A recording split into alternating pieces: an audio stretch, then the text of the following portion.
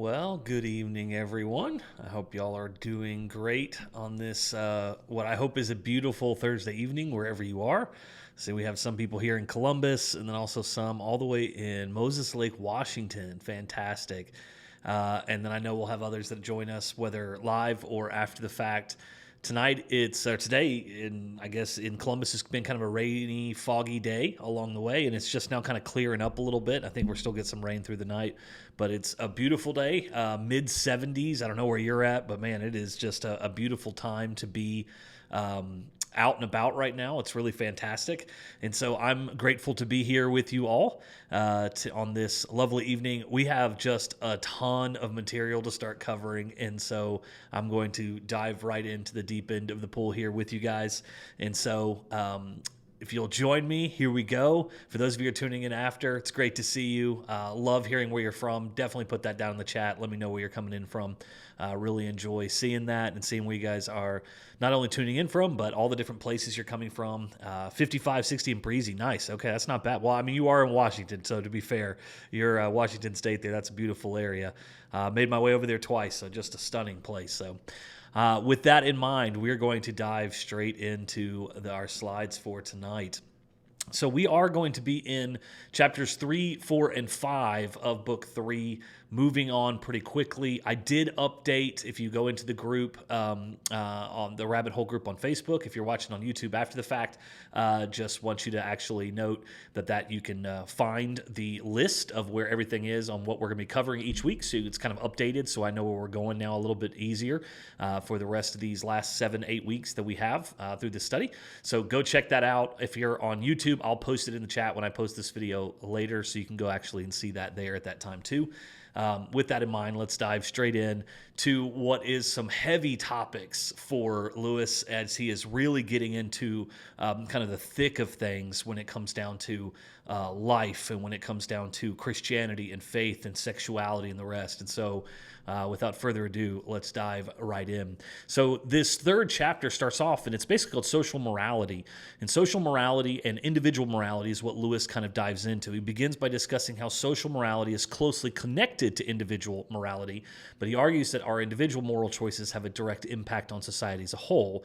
Therefore, understanding and practicing good moral principles on a personal level is essential to a just and harmonious society. So that's kind of a broad overview.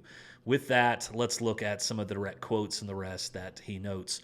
The first thing to get clear about Christian morality between man and man is that in this department, Christ did not come to preach any brand new morality. And this is actually kind of a key thing for us to catch, is that there was nothing new in essence that Christ was coming to tell us outside of the fact that he was, in fact, fulfilling that which was already set forth, already there. And so in this case, it wasn't like we didn't know before, but now we know. There was a fulfillment of happened, but it is something that we knew before, especially when it comes to morality.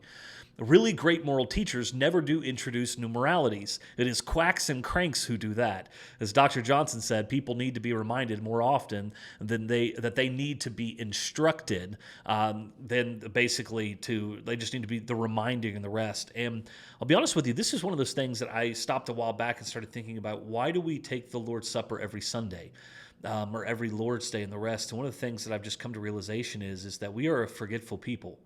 And that consistent reminding of what it is and the rest really is something that I think is purposeful for us, because we have, this inclination at times to forget the things that we know we ought to do, to forget the things that are truly important in life. So with that in mind, he goes on and says, the second thing to get clear is that Christianity has not and does not profess to have a detailed political program for applying do as you would be done by. So this is the kind of the classic premise of do unto others as you would have them do unto you. Lewis uses this do as you would be done by to a particular society, a particular moment. It could not have. It is meant for all man at all times, and the particular program which suited one place or time would not suit another. And this is actually very important for us to grasp, that there have been different things at different times that fit different cultures in different places when it comes to how you serve others. You might look back at more hunter-gatherer societies early on in time where hunting and the rest would have been a skill set that you would have, and making sure that everyone was fed would have been far more important at times than making sure everybody was clothed. That all of those different types of scenarios, these cultural do unto others as you would have them do unto you, change based off of cultures at times. So there wasn't just, this is the way you must do it. Instead, it was, do as you would be done by in the cultural premise of where you're at. And anyhow, that is not how Christianity works. When it tells you to feed the hungry, it does not give you lessons on cookery. When it tells you to read the scriptures, it does not give you lessons in Hebrew and Greek or even in English grammar. It was never intended to replace or supersede the ordinary human arts and sciences.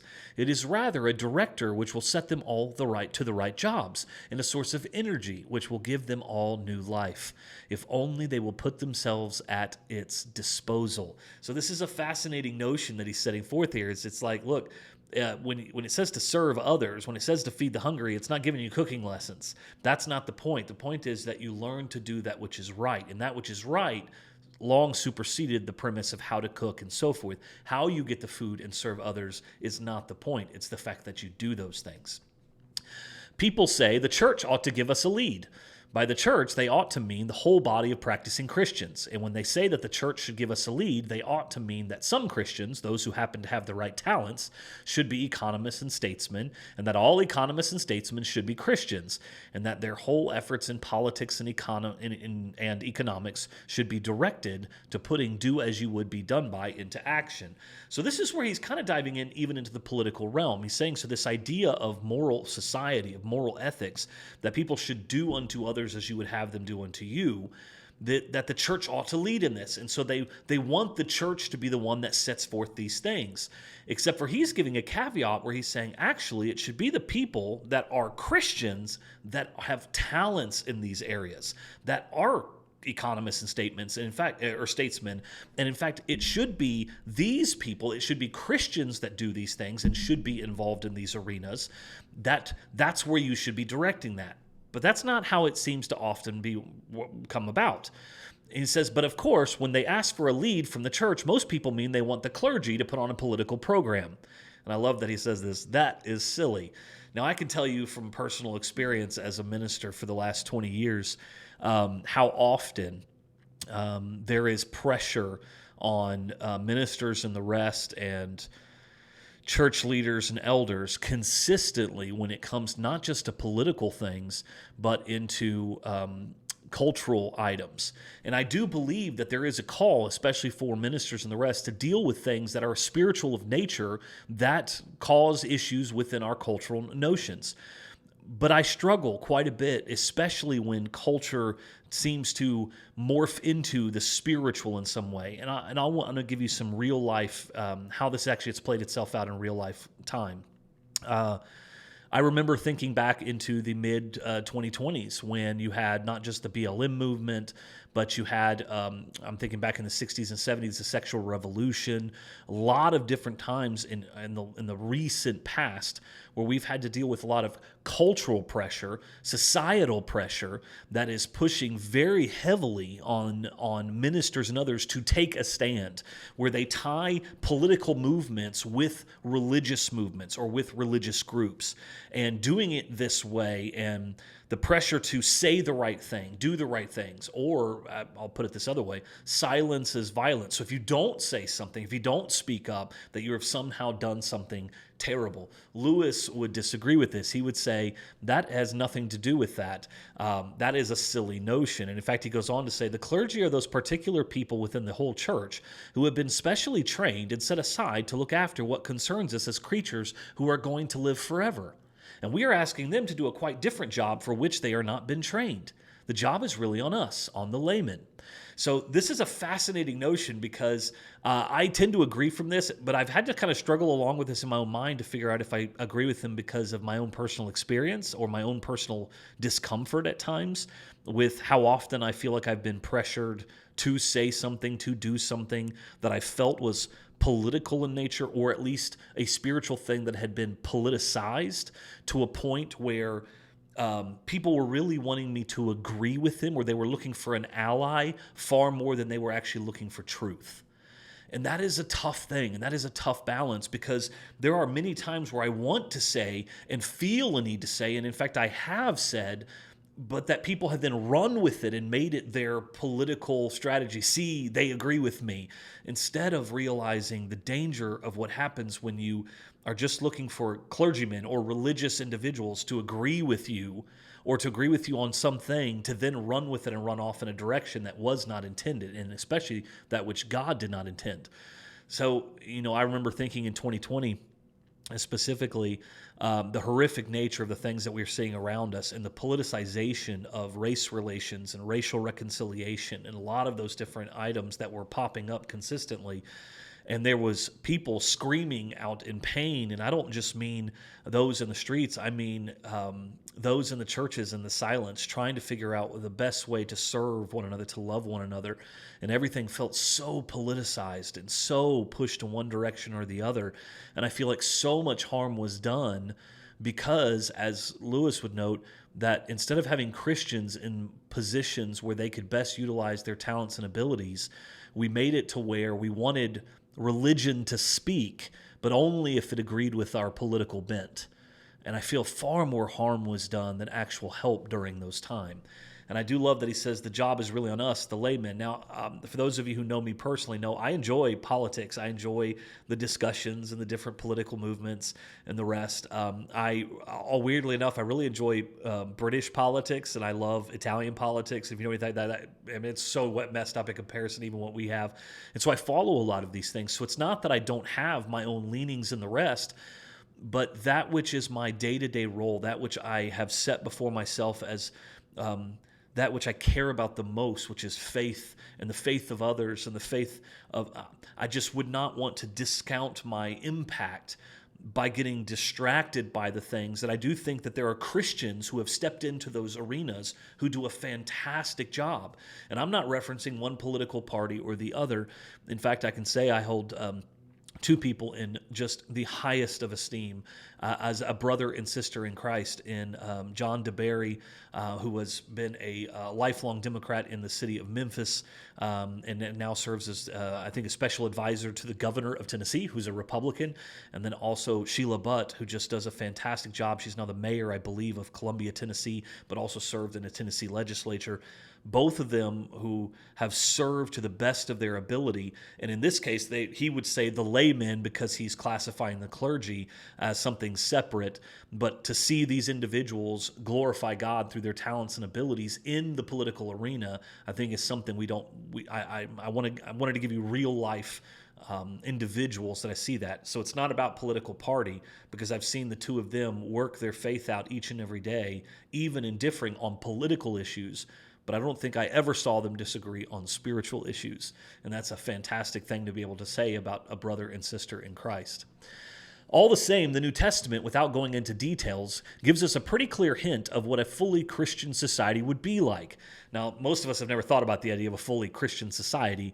Some of us have grown up with the idea that Christianity has been what the U.S. was made to be in some form, and in some capacity. I do believe that we could claim a Christian nation premise, at least the founding principles, but that's not necessarily what he's referencing here. He says, perhaps it gives us more than we can take. It tells us that there are to be no passengers or parasites. If man does not work, he ought not to eat.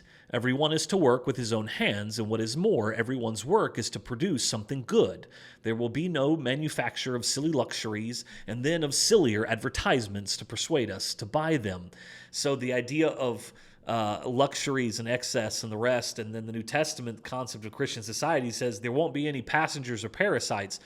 Now, this is a dangerous thing, because even his utilization of these descriptive words, people who are just there to get along, you look at our modern culture right now in the United States, and it's very hard to not say that there aren't passengers or parasites, people who have attached themselves to a system and so utilize the system where some can make more money purely by not working than they can working.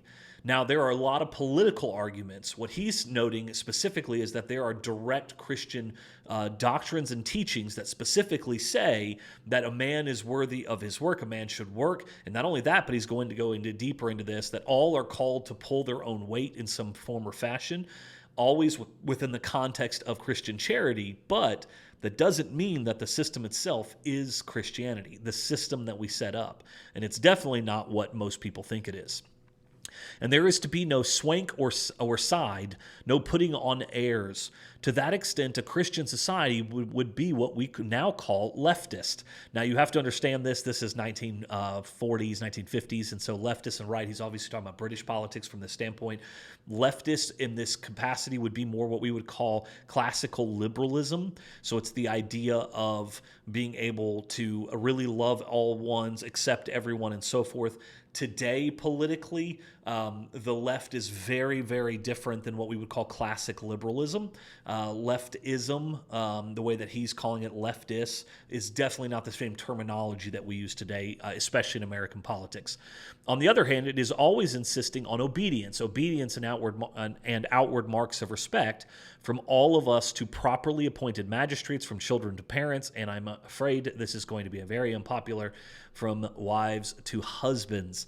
So in the same light, though, you can see the left and the right, where he's saying the leftist, which is this more idea of taking care of one another, loving each other, and so forth. And the other side, there's also this idea that we have to be obedience, properly appointed magistrates from children to parents, that there is order in place when it comes to these types of societal norms. Thirdly, it is to be a cheerful society. So this is what a Christian society should be. It should be open and loving and kind, what some would call leftist. Then there's also those who you have order and that there is respect and love for parents and for society and for others and law. And then thirdly, it would be a cheerful society, full of singing and rejoicing, regarding worry or anxiety as wrong. Courtesy is one of the Christian virtues, and the New Testament hates what it calls busybodies. So he kind of goes into this whole premise where I'm not sure many of us have spent a whole lot of time thinking about the idea of a cheerful society.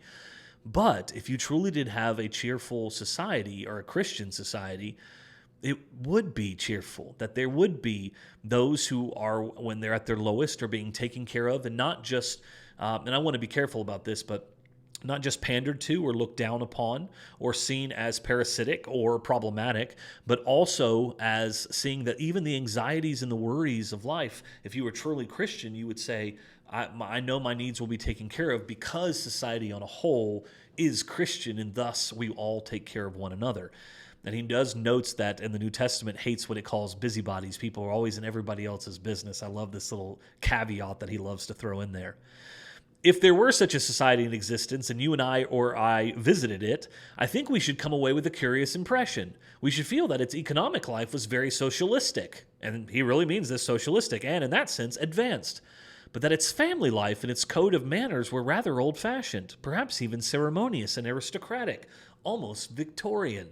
So this whole premise, by the way, of this balance that you would see, that there is both an open hand and also order and law and the rest. So you have both the good and the bad, at least from the perspective, if you're on the left, you think some of the right is bad, and on the right, you see some of the left is bad, that there would be this kind of back and forth, this dichotomy between the two. Each of us would like some bits of it, but I'm afraid very few of us would like the whole thing. That is just what one would expect if Christianity is the total plan for the human machine. We have all departed from the total plan in different ways, and each of us wants to make out that his own modification of the original plan is the plan itself. You will find this again and again about anything that is really Christian. Everyone is attracted by bits of it and wants to pick out those bits and leave the rest. Now, can I be honest with you? This is probably spot on with where we are with so many of these different things. I really do think that not many of us think about the fact that there will be some things about life that we like and some things we don't about Christianity. This is where I often find what I would call it's kind of like assembly line. It's buffet line Christianity. You take the things you want, you leave the things you don't want, and you just kind of live your life in that way. That happens far more often than we'd like. But in fact, he says that is just what we would expect from Christianity if it were what we say it is from the human machine, because we wouldn't always agree with everything that's there, because our desires would draw us away towards the things that we want as opposed to the things that God has in store. Now, another point. There is one bit of advice given to us by the ancient heathen Greeks and by the Jews in the Old Testament and by the great Christian teachers of the Middle Ages, which the modern economic system has completely disobeyed. All these people told us not to lend money at interest. And lending money at interest, what we call investment, is the basis of our whole system. Now it may not absolutely follow that we are wrong. Now, this is a fascinating notion you have to remember, especially in light of how often you would say today capitalism is attached. And I think it's probably one of my favorite quotes when it comes to politics is that capitalism is the worst of all system except for all the others. That's one of my favorite ones that I see because obviously there are people who will make more money, less money, and so forth. But all the other systems of government that I've seen or at least studied historically, I'm not sure any of them anyone has ever done historically has raised people out of poverty more than what you would see here when it comes to capitalism in and of itself. But that's kind of what he's referencing. But he does note this, that he basically said, the whole concept of lending and the whole concept of money and interest and the rest, three major ancient historical civilizations have said this is a terrible thing. You should not do it, including the Old Testament and also great teachers of the Middle Ages, that this is something that we should not be doing. So just a note. That is a question I cannot decide on. So this is where he kind of backs off and says, all right, this is where I'm at. I'm not an economist, and I simply do not know whether the investment system is responsible for the state we are in or not. This is where we want the Christian economist. But I should not have been honest if I had not told you that three great civilizations had agreed, or so it seems at first sight, in condemning the very thing on which we have based our whole life. So just a fascinating little note there. And I do think that this is what Lewis will later on will come back and will note something in particular. He'll be like, there's some things I didn't want to write, but I had to write them because I had to be honest. I think this is one of them. In the passage where the New Testament says that everyone must work, it gives as a reason in order that he may have something to give to those in need. Charity, giving to the poor, is an essential part of Christian morality. In the frightening parable of the sheep and the goats, it seems to be the point on which everything turns. Some people nowadays say that charity ought to be unnecessary and that instead of giving to the poor, we ought to be producing a society in which there were no poor to give to. Boy, if this is not our modern culture, even more so than what was even in 1940s, 1952, I'm telling you, we're there. Absolutely. But note especially that he's noting the idea that the reason why that everyone must work is so that they must have the ability to give. Charity, giving to the poor and to others, is an essential part. Learning to give from the abundance of that which God has given you. Because here's what happens in our culture today. Oftentimes we think that there are people who are so poor that there's nothing that they can give because the only thing that we value ultimately is money. The only thing that we ultimately value is the idea of status or a certain thing. We have made the very essence of being human so devalued, but then we try to add value on by adding the idea of money or you're worth something based on what your salary is and so forth. And it's fascinating to see how this plays itself out and how we describe the poor. As an example, and this is probably outdated a little bit, but this is from about 10, 12 years ago. I remember seeing this and it floored me when I saw it, that if you have access to $10 in your pocket right now, whether through actual physical money or through a debit card, credit card, or through a loved one in some form or fashion, that you are in the 90th percentile of the richest people in the world. I just want you to stop for a second. When we think of the word poor, I'm not sure we're actually saying the right thing, especially in America today, in the 21st century. The idea that there are poor in America in comparison to the poor of the world around us, I think we misuse the term, misuse the word. But if anyone thinks that, as a consequence, you can stop giving in the meantime, then he has parted company with all Christian morality. I do not believe one can settle how much we ought to give. I am afraid the only safe rule is to give more than we can spare. One of my favorite people in the world years ago actually used the terminology, give until it feels good. And then I had another friend who actually said, yeah, I believe that. That's a good one too. But maybe also you should try give until it hurts. Give until it hurts. And the hurting part is the thing we don't often like to think a whole lot about. And can I also be honest with you? I think also, but if anyone thinks not, as a consequence, you could stop giving in the meantime. We have a lot of people who rely on giving in and of itself just from government programs, or that they think that's the totality of giving, is that somebody else is taking care of it. I think we need to be careful that as individuals, we're not giving away or what we think we're doing by, well, our taxes are paying for it and so forth. And so we are not charitable in and of ourselves. We're not giving in of ourselves. We don't give to our local church. We don't take care of others when we have opportunity. I think we have to be careful of thinking that, well, because we paid on our taxes, that it's taken care of or something else is being done in that well. For many of us, the great obstacle to charity lies not in our luxurious living or desire for more money, but in our fear of insecurity. This must often be recognized as a temptation. So let me just throw this out there to you all, and we'll see where this kind of fits. The thing that I mentioned to you earlier, that if you had access to $10 and you were the 90th percentile of the richest people in the world, do you still worry about all the money in your bank account, like right now?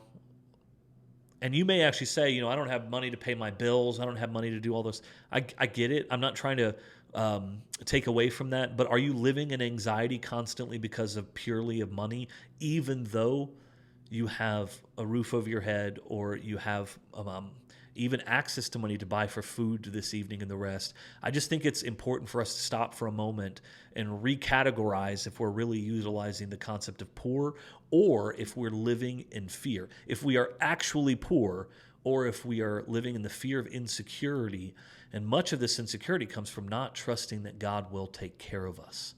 And notice the last part of what he said is this must often be recognized as a temptation. And now, before I end, this is that chapter, I'm going to venture on a guess as to how this section has affected any who had read it.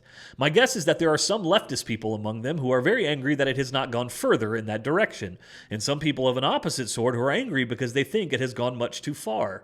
If so, that brings us right up against the real snag in all this drawing up a blueprint for a Christian society. Now, this is one of my favorite things. I really do love the fact that this is kind of where he goes back and goes, look, I know already I've not said enough for some or I've said too much for some. That trying to draw up a perfect blueprint is really tough. And in fact, if one side is upset and the other side is upset also, I may have been doing my job right. Most of us are not really approaching the subject in order to find out what Christianity says. We are approaching it in the hope of finding support from Christianity for the views of our party. We are looking for an ally where we are offered either a master or a judge. And this, I think, is a key component. This is where I go back again to kind of my conversation about 2020, a lot of things that were going on, governments, fears, the sexual revolution of the 60s and 70s and the rest, where people were looking constantly for validation. In fact, isn't that one of the words that so often we see just kind of pushed at us, is this idea of validation? I just need to be validated in what I'm doing. And it's just such a consistent premise. Instead, Christianity offers a master or a judge. And that's really where we need to be careful. Because that is what God is actually that is what Christianity actually gets to. I am just the same. I do love how he says this. There are bits in this section that I wanted to leave out, and that is why nothing whatever is going to come of such talks unless we go to a much longer way around. A Christian society is not going to arrive until most of us really want it, and we are not going to want it until we become fully Christian. I may repeat, do as you would be done by till I am black in the face, but I cannot really carry it out till I love my neighbor as myself. And I cannot learn to love my neighbor as myself till I learn to love God. And I cannot learn to love God except by learning to obey him. And I love this, bringing Christianity down to the basic premise of, you want to try to get to a Christian society? You got to learn to obey him first, and then to love your neighbor and myself, and then I can actually do unto others as would have them do unto me, and then society can change. But instead, we try to change society without changing individuals. We try to legislate morality, by the way, without people agreeing to the morality. Now, there are some things, as Lewis himself has noted over and over again, that he believes are common morality. It's things that we should all agree on. Don't kill each other. Don't do this and the rest. But if you look at our culture, and especially in these next chapters we're going to get into, we're going to find ourselves in the very arms of the battle over what morality looks like, what is acceptable, what is not acceptable, especially when it comes to psychoanalysis and the sexual revolution. So, chapter 4, we're going to dive into this. Let's get going. In this chapter, Lewis discusses the relationship between morality and psychoanalysis, particularly as it was understood in his time. Now, psychoanalysis, you may not be familiar with this word on a consistent basis. This really had to do with Sigmund Freud, and Freud coming about and his utilization of the terminology and the rest would have been a fairly big thing in philosophy at that time, especially for Lewis. And so that's where this chapter comes from. So I'm going to leave this slide up just for a second. You can go back and pause and read this later. This is a breakdown of the chapter. I know it's a little bit small, but you can go back and read this if you would like at a later time. I'm going to dive right into the quotes and the rest. That's just a breakdown of what he's looking at from both Freudian psychoanalysis, the need for transformation, and critique of Freudian, and so forth. I have said that we should never get a Christian society unless most of us became Christian individuals. That does not mean, of course, that we can put off doing anything about society until some imaginary date in the far future. It means that we must begin both jobs at once. The job of seeing how do as you would be done by can be applied in detail to modern society, and the job of becoming the sort of people who really would apply it if we saw how. So he's not just kind of dismissing outright that we just got to get people right, can't even try about society and the rest. Instead, he's saying, no, this actually matters, and we need to start now. We need to start even more so than before, so we start both at the same time. Now, you want to distinguish very clearly between two things. So this is now what he's referencing psychoanalysis. Between the actual medical theories of psychoanalysis and techniques of the psychoanalysis and the general philosophical view of the world, which Freud and some others had gone on to add to this. The second thing, the philosophy of, that should be Freud, not Fred, but we can call him Fred, that's fine, is in direct contradiction to the other great psychologist, Jung. And furthermore, when Freud is talking about how to cure neurotics, he is speaking as a specialist on his own subject. But when he goes on to talk general philosophy, he is speaking as an amateur. Now, I do love this because this is an academic putting another academic back in his lane. Freud loved to talk about neurotics and psychoanalysis and the rest, but he said, but when he starts speaking about psychology or goes into the world or of philosophy, he's out of his lane. He is an amateur in philosophy. He is not a philosopher.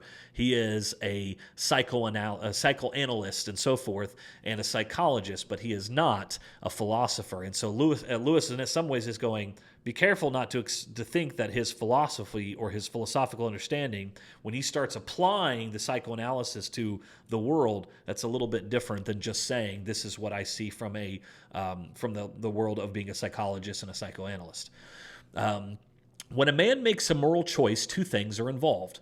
One is the act of choosing, and the other is the various feelings, impulses, and so on, which his psychological outfit presents him with, and which are the raw material of his choice.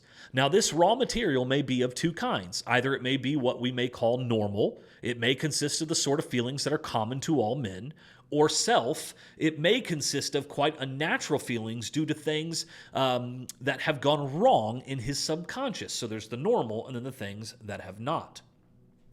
Thus, fear of things that are really dangerous would be an example of this first kind. An irrational fear of cats or spiders would be an example of the second kind. The desire of a man for a woman would be the first kind. The perverted desire of a man for a man would be of the second. Now, what a psychoanalyst undertakes to do is to remove the abnormal feelings, that is, to give the man better raw material for his acts of choice. Morality is concerned with the acts of choice themselves. So I want to note this real quick. So in these examples that he's given, he's actually saying the first part of this is the fear of things that are really dangerous would be an example of something that would be considered normal. An irrational fear of cats or spiders would be an example of the second kind. Now, I know that there are some of you out there who are going, whoa, my fear of spiders is not irrational. Lewis would disagree with you, especially when you look at the size of yourself versus the size of the spider, the ability to crush it very quickly. But I do understand. But we also acknowledge at times that it is irrational when we have those fear of those things, because there may not have even been something that has happened. It's just something that we intrinsically kind of just have inherited, or maybe it's from a parent or the rest. I know of individuals who are terrified of dogs because their parents were bit by a dog when they were children, and so the way they talked about dogs their entire lives was at a point where most people didn't want to come anywhere near them, and that was problematic. And so because of that, they have an irrational fear of dogs that's not normal. It's not because of their actual experiences. Now, notice the second example he gives. The desire for a man for a woman would be in the first kind. That is normal. The perverted desire of a man for a man would be in the second, an irrational desire. And so he is utilizing exactly what he meant to say here, that there is both rational decisions and irrational things that are coming about, psychoanalysts look at the irrational and look to cure it, look to change it in some way. Whereas morality is concerned with the acts themselves. So it's not concerned with the fact that there is irrational and rational. It's going, how do you actually react to the situation? So he's going to give an example. Put it this way.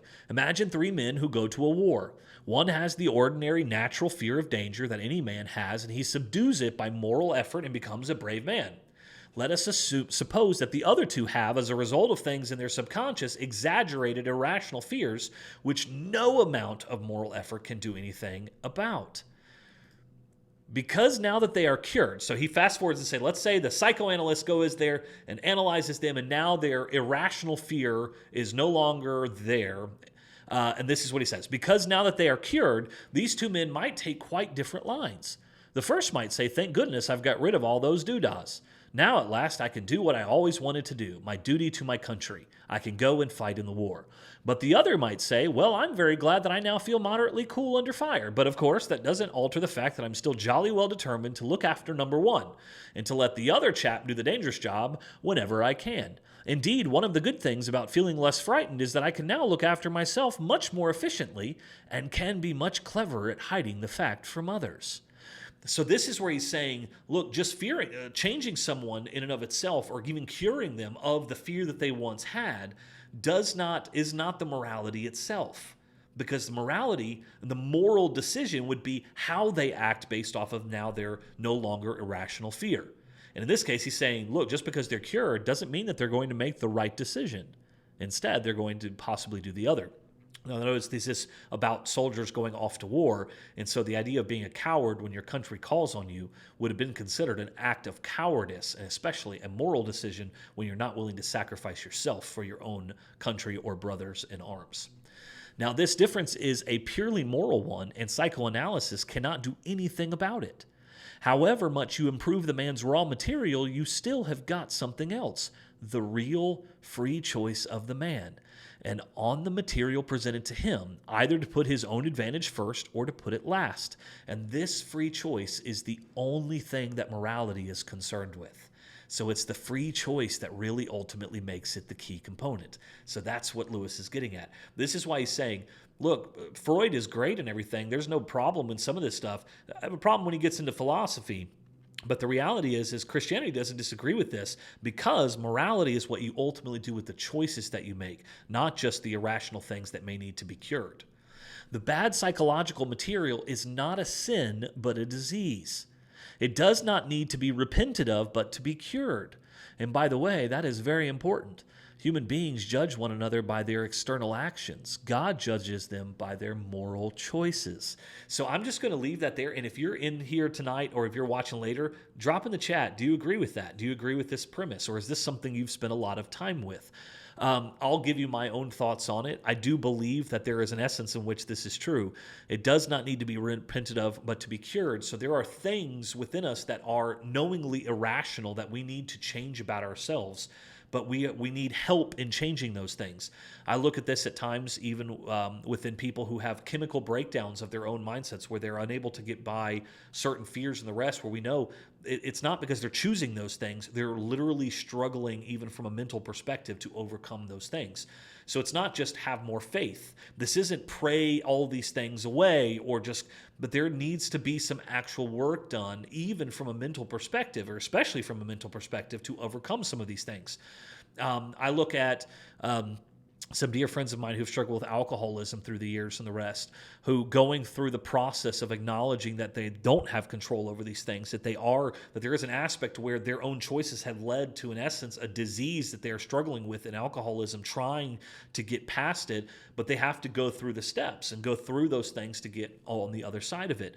Human beings judge one another by their external actions. In this case, we look at somebody who is a drunkard and the rest, and we can look at that and go, man, you're just choosing those things. God judges them by their moral choices, by the fact that, are they trying to overcome it? Are they continuing? They might fail along the way, but are they doing what they can more and more every time to become the person that God wants them to be? God judges them by their moral choices. When a man who has been perverted from his youth and taught that cruelty is the right thing does some tiny little kindness, or refrains from some cruelty he might have committed, and thereby perhaps risks being sneered at by his companions, he may, in God's eyes, be doing more than you and I would do if we gave up life itself for a friend. So this is where Lewis is taking into account the backgrounds of individuals, the backgrounds of how they grew up, of what might have been there that has led them to do the things that they have done. He's taking, in essence, childhood, life, and family, and what has happened to individuals, that God takes that into account. And I do believe this is true. Now, I do believe that there is but one way to the Father, and that is through Jesus Christ the Son. I believe that there is only one way in which we come in through the contact of the blood of Christ, and that is through baptism, water baptism for the immersion, so the immersion into water and the raising up, as we see in Romans 6. I see that, but I also want to note this, that God does take into account where we have come from in the rest. I do believe that. He knows the struggles for me are going to be different than for the struggles of others. I do not believe, in essence, that, just as an example on the positive, I've been raised by a mother and father who love each other dearly. I've never once had to question that. That has not been the experience of many others in this world. I have never once had to question the love my brothers and sisters have for me, even my brother-in-laws and my sister-in-laws and the rest, and my cousin. I've never once really had to question that. Now, are they perfect people? Not by any stretch. In fact, none of them would claim such a thing. But my experiences when it comes to as a family and as a family man, I am living off of a foundation that I hope to pass on to my own kids, a foundation that is based off of what I believe to be godly families who love him dearly and who serve one another and serve both husbands and wives to the best of their abilities. And that is a profound impact, not just on my own life, but hopefully on the lives of others. But there are others who have not had that. And so their struggles are very different than mine. And so they're working out every day, trying to change. Maybe the history of their own family line through Christ is different than my own. And I do think that there are those who are coming from, in essence, almost nothing that God looks at, as is this quote says here. It says that there are those who have gone through so much that for me it would not be counted as righteousness, because I have been given so much to be built off of that I should be grateful and humble. I should be humbled by that. And then on the other side, I can look at others who are coming out of death and despair, and I can rejoice even more so at the one who comes to know God from those backgrounds and those situations. So it's nothing for me to gloat. It is only that which I hope to pass on to my own children, that foundation. But at the same time, I don't want to find myself arrogant in that and go, look how much better things are. But instead, that God has given us the opportunity to understand our own position, our own, and I don't like the word privilege because it's been co-opted by our culture. It's not a privilege, it is the blessings of God. And I don't want to look down upon or deny the blessings of God, but instead that they may humble me consistently when it comes to them. It is as well put to this the other way around. Some of us who seem quite nice people may in fact have made so little use of a good heredity and a good upbringing that we are really worse than those who we regard as fiends. So this is kind of what I'm getting at. Can we be quite certain how we should have behaved if we had been saddled with the psychological outfit, and then with the bad upbringing, and then with the power, say, of Himmler? That is why Christians are told not to judge. We see only the results which a man's choices make out of his raw material, but God does not judge him on the raw material at all, but on what he has done with it. That each one of us is going to be judged for our own actions based off of our own situation, not based off of the way I view others or the way that you view me. And that leads on to my second point. People often think of Christian morality as a kind of bargain in which God says, if you keep a lot of rules, I'll reward you, and if you don't do it, it'll do the other thing. I do not think that is the best way of looking at it. I completely agree with him on this one.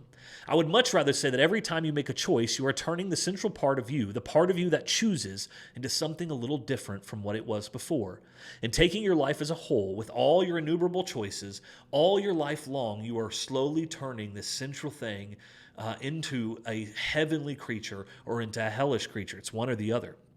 Either into a creature that is in harmony with God and with other creatures and with itself, or else into one that is in a state of war and hatred with God and with its fellow creatures and with itself. To be the one kind of creature is heaven. That is, it is joy and peace and knowledge and power. To be the other means madness, horror, idiocy, rage, impotence, and eternal loneliness. Each of us at each moment is progressing into the one state or the other. Don't miss this because this is such a huge thing. I'm just going to lay this for you. Is this not our culture today? From one way or the other, to be the one kind of creature or the other. Horror, madness, idiocy, rage, impotence, eternal loneliness. Hey, I would say this is our culture to a T right now. Or those that know joy and peace and knowledge and power. That explains what always used to puzzle me about Christian writers. They seem to be so very strict at one moment and so very free and easy at another. They talk about mere sins of thought as if they were immensely important. And then they talk about the most frightful murders and treacheries as if you had only got to repent and all would be forgiven. But I have come to see that they are right. What they are always thinking of is the mark which the action leaves on that tiny central self which no one sees in this life, but which each of us will have to endure or enjoy forever. One man may be so placed that his anger sheds the blood of thousands, and another so placed that however angry he gets, he will only be laughed at. But the little mark on the soul may be much the same in both. Each one has done something to himself which, unless he repents, will make it harder for him to keep out of the rage next time he is tempted, and will make the rage worse when he does fall into it. Each of them, if he seriously turns to God, can have that twist in the central man straightened out again. Each is, in the long run, doomed if he will not. The bigness or smallness of the thing seen from the outside is not what really matters. And this is why I can say that a rapist, the perversion of our world, someone who is a murderer and the rest, can repent just like the liar, just like the one who speeds, just like whatever it may be. And you may not even look like speeding as a breaking the law. I'm not talking about the speeding of right, because we like to classify all these things. I'm talking about where you knowingly speed and a cop tries to pull you over and you just go faster than the rest. So breaking the law, what we would call small sins versus what we would call big sins, the impact it has on our souls. And this is where I would say, you look at our world when it comes to the laws itself. You watch cop shows, or if you know any police officers, you'll see that they are considered what they call gateway crimes and then gateway drugs, that they always seem to lead to something bigger.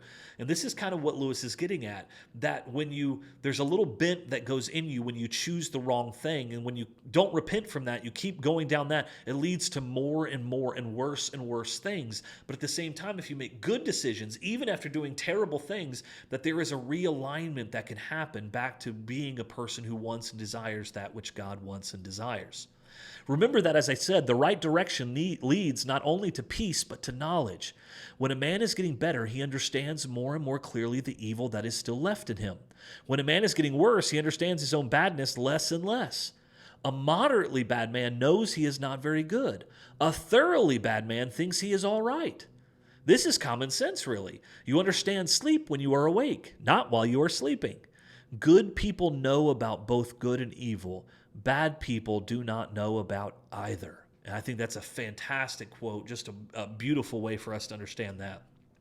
Going into this last section here, there's a lot to cover here, but we're going to dive into it. And he goes into sexual morality.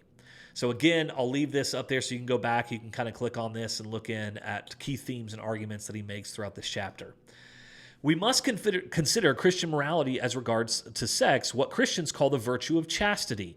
The Christian rule of chastity must not be confused with the social rule of modesty, in one sense of the word, i.e. propriety or decency. The social rule of propriety lays down how much of the human body should be displayed and what subjects can be referred to, and in what words according to that customs of a given social circle.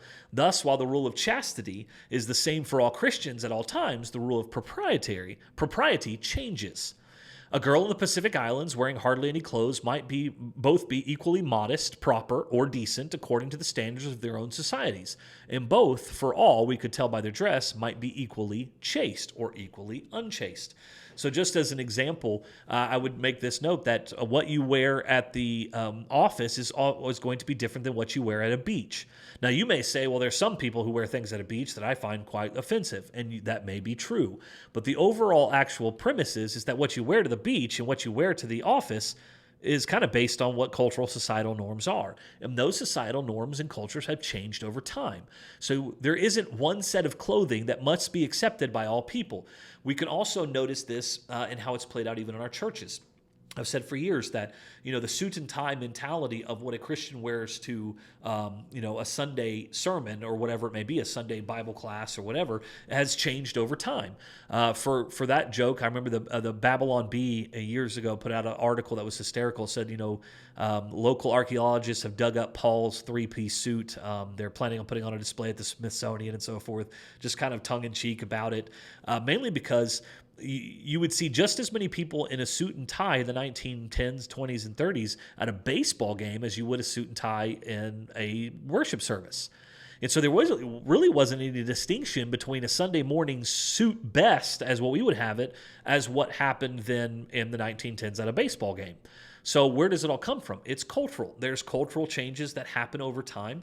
My grandmother, the idea of wearing a hat indoors would have just completely floored her, because that wasn't something you did in the South, unless you were a woman in church, which I always found fascinating. So I love all these cultural discussions about this, but this is kind of the point he's making, is that when it comes down to it, modesty, the way that we would view it, changes based off of the context of where we are.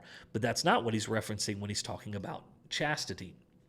While this confusion lasts, I think that old or old-fashioned people should be very careful not to assume that young or emancipated people are corrupt whenever they are, by the old standard, improper. And in return, that young people should not call their elders prudes or Puritans because they do not easily adopt the new standard. A real desire to believe all the good you can of others and to make others as comfortable as you can will solve most of the problems. So this is where, in my own wisdom now, as opposed to how I was when I was younger, I try to do my best to be a balance. I work with college students every day. I've said it for years that college students will see right through you in this context. If I were to portray myself as something different than what I really am, they would see right through me. And so most days I'm wearing jeans and a t-shirt. When I go to worship, there are some cultures, especially if I'm in the South or if I'm guest preaching at a congregation, where I wear a suit and tie. I know that may shock some people, but I do, because I want to be respectful of the cultures that are in different places. And in the South, that tends to be the case. In the Midwest, it's not as much as I found. And if you go into the Northeast, when I was in grad school, visiting the churches there, you hardly will find that at all. In some churches in Florida and other places, I was never surprised where I might even meet the preacher and elders wearing, Hawaiian shirts and flip-flops, fairly normal. And so different contexts for different places. The key thing here is for us to be charitable in how we view others, as opposed to imposing a standard of our own based off of our context when we're not taking into account others. Chastity is the most unpopular of the Christian virtues. There is no getting away from it. The Christian rule is either marriage, with complete faithfulness to your partner, or else total abstinence. Now, this is so difficult and so contrary to our instincts that obviously either Christianity is wrong or our sexual instinct, as it is now, has gone wrong, one or the other. Of course, being a Christian, I think it is the instinct which has gone wrong, and I would agree with Lewis on this. But I have other reasons for thinking so. The biological purpose of sex is children, just as the biological purpose of eating is to repair the body. Now, if we eat whenever we feel inclined and just as much as we want, it is quite true most of us will eat too much, but not terrifically too much. One man may eat enough for 2, but he does not eat enough for 10. The appetite goes a little beyond its biological purpose, but not enormously. Now, in our culture, by the way, I might say that we might be getting some people who might be on the 10 part here. So even in this, I think that this was an example he was making, but I think it goes far beyond this. But if a healthy young man indulged his sexual appetite whenever he felt inclined, and if each act produced a baby, then in 10 years he might easily populate a small village. This appetite is in ludicrous and preposterous excess of its function. Or take it another way. You can get a large audience together for a striptease act, that is, to watch a girl undress on the stage. Now, suppose you come to a country where you could fill a theater by simply bringing a covered plate on the stage and then slowly lifting the cover so as to let everyone see, just before the lights went out, that it contained a mutton chop or a bit of bacon. Would you not think that in that country something had gone wrong with the appetite for food? Here is a third point. You find very few people who want to eat things that really are not food, or do other things with food instead of eating it. In other words, perversions of the food appetite instead of eating it. In other words, perversions of the food appetite are rare, but perversions of the sex instinct are numerous, hard to cure, and frightful. Now, I'm just going to lay this before you. I don't even think Lewis had any idea of where we are right now today. Now, I will note that I would say this, and I can say this pretty, the Romans and the Greeks and the rest would not blush at what we have going on today. This has been going on for a long time when it comes to sexual perversions and the rest. It's fairly normalized historically, but I think Lewis and what he was referencing even at his time, he was not referencing what is available to us right now, especially just from the premise of what's online and what you can find with just a click of a button and so forth. That would have been very, magazines would have been the case, short films, but you remember you got to buy them and set it up and all that stuff. That would have been very different than what you have access just on your phone today. We've been told, till one is sick of hearing it, that sexual desire is in the same state as any of the other natural desires, and that if only we abandon the silly Victorian idea of hushing it up, everything in the garden will be lovely. It is not true. The moment you look at the facts and away from the propaganda, you see that it is not. So the idea that we should it's because we haven't been talking about sex that sex has gotten out of hand. That's been the issue. Lewis said that's ridiculous, and I agree with him. They tell you sex has become a mess because it was hushed up. But for the last 20 years, it has not been. Now, he's talking about 1930 and 40, okay? So you're talking about the 20s, 30s, 40s. So this would have been kind of like, there was the swinger era, the swinging 20s, I think, or the roaring 20s and so forth and the rest. So, but I'm not referencing swinging as in the concept of the sexual acts and the rest, but I'm talking about literally the premise of sexuality had suddenly come into the forefront. It has been chattered about all day long, yet it is still in a mess. If hushing up had been the cause for the trouble, ventilation would have set it right, but it has not. Boy, if he'd have seen the 60s, 70s, 80s, and so forth coming, and where we are today, oh, good grief, I think he would have pushed this point even more. Modern people are always saying sex is nothing to be ashamed of. They may mean two things. They may mean there is nothing to be ashamed of in the fact that their human race reproduces itself in a certain way, nor in the fact that it gives pleasure. If they mean that, they are right. Christianity says the same. It is not the thing nor the pleasure that is the trouble. The old Christian teachers said that if a man had never fallen, sexual pleasure, instead of being less than it is now, would actually have been greater. I know some muddle-headed Christians have talked as if Christianity thought that sex or the body or pleasure were bad in themselves. But they were wrong. Christianity is almost the only one of the great religions which thoroughly approves of the body, which believes the matter is good, that God himself once took on a human body, that some kind of body is going to be given to us even in heaven, and it is going to be an essential part of our happiness or beauty and our energy. And this is absolutely true, especially in light of other religious groups. Christianity has glorified marriage more than any other religion, and nearly all the greatest love poetry in the world has been produced by Christians. If anyone says that sex in and itself is bad, Christianity contradicts him at once. But of course, when people say sex is nothing to be ashamed of, they may mean the state into which the sexual instinct has now got is nothing to be ashamed of. If they mean that, I think they are wrong. I think it is everything to be ashamed of. There is nothing to be ashamed of in enjoying your food. There would be everything to be ashamed of if half the world made food the main interest of their lives and spent their time looking at pictures of food and dribbling and smacking their lips. Man, if that is not our current culture when it comes to sex right now and sexuality. There are people who want to keep our sex instinct inflamed in order to make money out of us. Yes. Because, of course, a man with an obsession is a man who has very little sales resistance. God knows our situation. He will not judge us as if we had not difficulties to overcome. What matters is the sincerity and perseverance of our will to overcome them. And this is a key component here. Before we can be cured, we must want to be cured. Those who really wish for help will get it, but for many modern people, even the wish is difficult. It is easy to think that we want something when we do not really want it. A famous Christian long ago told us that when he was a young man, he prayed constantly for chastity, but years later he realized that which his lips had been saying, "O Lord, make me chaste," his heart had been secretly adding, "But please don't do it just yet." And this is the struggle that we most often have. In the first place, our warped natures, the devil who tempts us, and all the contemporary propaganda for lust combine to make us feel that the desires we are resisting are so natural, so healthy, and so reasonable that it is almost perverse and abnormal to resist them. Just think for a second when it comes to the idea of the trans movement in our world today, when it comes to normalizing the premise of what is happening to children and the rest. It's natural, it's healthy, it's reasonable, it's not perverse, it's not abnormal. And in fact, it would be wrong to resist those feelings or change them. Poster after poster, film after film, novel after novel associate the idea of sexual indulgence with the ideas of health, normality, youth, frankness, and good humor. Now, this association is a lie. And with that, all I can say to that is, I agree. Amen. Surrender to all our desires obviously leads to impotence, disease, jealousies, lies, concealment, and everything that is the reverse of good, of health, good humor, and frankness. Now, I go back to just the premise of what is often kind of brought about with all of this right now in our world today, disease, impotence. You look at the market on our television shows and all of the different pills that are available. You look at the shows that are about jealousies and lies and concealment and how often they tie into the very nature of sexual desire.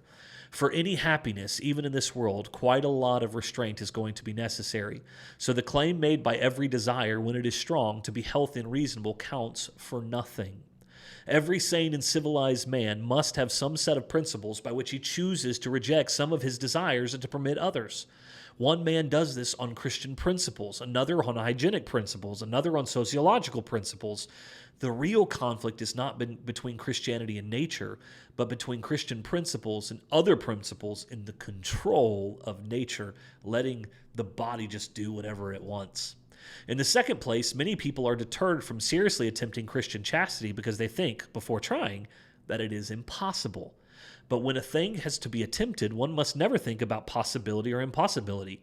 Faced with an optional question in an examination paper, one considers whether one can do it or not.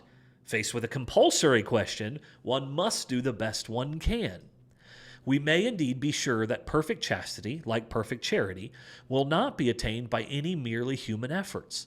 We must ask God for help.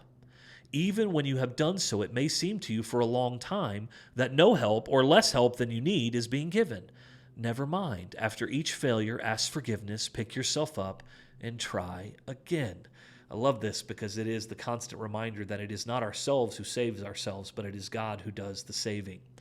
For however important chastity or courage or truthfulness or any other virtue may be, this process trains us in habits of the soul which are more important still. It cures our illusions about ourselves and teaches us to depend on God. Thirdly, people often misunderstand what psychology teaches about repressions. It teaches us that repressed sex is dangerous. But repressed is here a technical term. It does not mean suppressed in the sense of denied or resisted. A repressed desire or thought is one which has been thrust into the subconscious, usually at a very early age, and can now come before the mind only in a disguised and unrecognizable form. On the contrary, those who are seriously attempting chastity are more conscious and soon know a great deal more about their own sexuality than anyone else. They come to know their desires as Wellington knew Napoleon, or as Sherlock Holmes knew Moriarty, as a rat catcher knows rats, or as a plumber knows about leaky pipes. Virtue, even attempted virtue, brings light. Indulgence brings fog. Let me put it in very human terms. If there was pure freedom, sexually speaking, and for us to do whatever we wanted, then the happiest people in the world consistently would be people in the porn industry or people with multiple marriages, people just living out life to the best of their life when it comes to sexuality. That is not the case. And not only is it not the case, but you see people constantly going back to empty wells and ultimately finding themselves with no water, with no life, with no joy, with no nothing, emptiness consistently. You see this in our culture in such a major way right now. And what he's in essence noting here is those who actually, the more you control those temptations and those urges, and I don't want to just associate urges with temptations, but you learn to control your sexual desires. And then within the right outlet, you know yourself better, sexually speaking, than any of those who have done whatever they want at any point in time because they've never understood the beauty of where it was really intended for. They live in the fog, whereas there is light for those who know this. Finally, though I have had to speak at some length about sex, and I do agree with him, it feels like that's what I've done for like the last 30 minutes, I want to make it as clear as possibly can that the center of Christian morality is not here. If anyone thinks that Christians regard unchastity as the supreme vice, he is quite wrong. The sins of the flesh are bad, but they are the least bad of all sins. Now, this is a fascinating thing because I'd love to hear your comments on this. All the worst pleasures are purely spiritual. The pleasure of putting other people in the wrong, of bossing and patronizing and spoiling sport and backbiting, the pleasures of power, of hatred. For there are two things inside me competing with the human self, which I must try to become. They are the animal self and the diabolical self. The diabolical self is the worst of the two. That is why a cold, self-righteous prig who goes regularly to church may be far nearer to hell than a prostitute. But of course, it is better to be neither.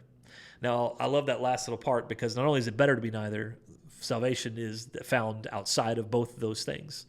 But I want you to note that because this is something we don't teach a lot very often in faith and Christianity, is that the cold, self-righteous person, the cold, self-righteous busybody who goes regularly to church may be far nearer to hell than a prostitute. And what he's ultimately getting at is the sexual sins that we elevate so often, or the lifestyles and the rest that we elevate so often.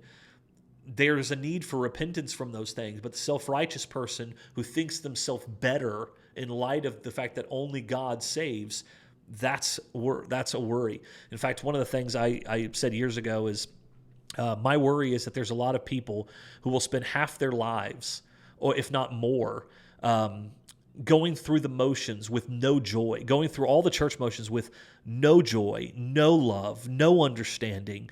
They have all of the outward actions of Christianity and no of the inward change, none of the actual life-giving joy that comes from being a believer, from being a Christian and following God. They are narcissistic and self-righteous in their own ways.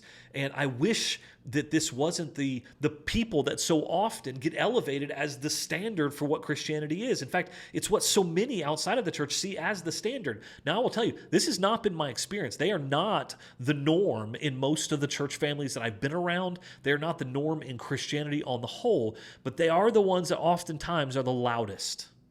And this is something that worries me because we have this squeaky wheel that we often love to just have to take care of.